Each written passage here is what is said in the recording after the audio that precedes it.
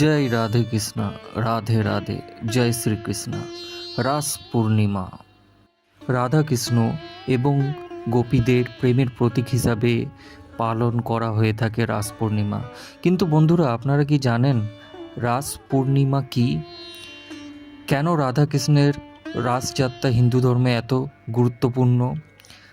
রাস পূর্ণিমার ইতিহাস কি? বাংলায় রাস পূর্ণিমা কে চালু করেছিলেন এবং কখন চালু করেছিলেন?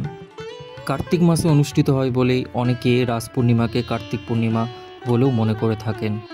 আবার অনেক ধর্মের কাছে রাস পূর্ণিমা দ্বিতীয় দীপাবলি হিসাবেও পালিত হয়ে থাকে।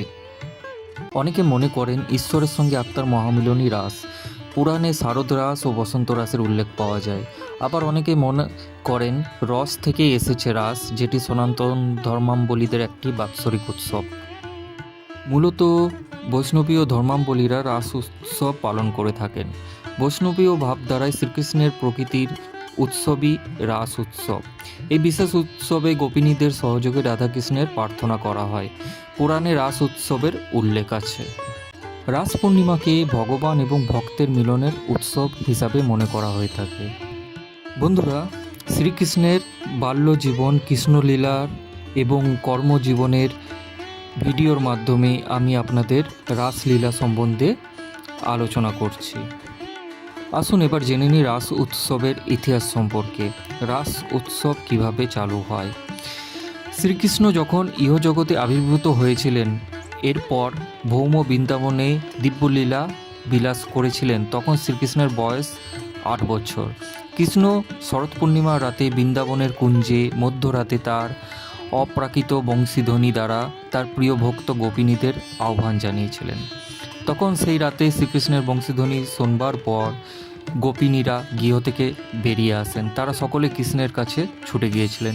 কেবল বৃন্দাবনের গোপীরাই নয়, ব্রহ্মাণ্ডের বিভিন্ন দেবদেবীরাও সকলেই ছুটে গিয়েছিলেন কৃষ্ণের কাছে। নিত্যসিদ্ধ এবং সাধনসিদ্ধ সকলেই তিনি সেদিন আহ্বান করেছিলেন। তখন শ্রীকৃষ্ণ আগত সকল গোপীদের সাথে নিজেকে বিস্তার করে সকলের সাথে নৃত্য করেছিলেন। বৃন্দাবনের এই নৃত্যই রাস নৃত্য বলে সুপরিচিত। ভক্তের ভক্তিতে সন্তুষ্ট হয়ে ভগবান গোপিনীদের মানব জীবনের পরমার্থ বুঝিয়ে দিয়ে তাদের অন্তর পরিশুদ্ধ করেছিলেন। গোপিনীদের ইচ্ছাকে সম্মান জানিয়ে গোপিনীদের মনের অভিলাষা পূরণ করেছিলেন। এভাবেই জগতে রাস উৎসবের প্রচলন হয়।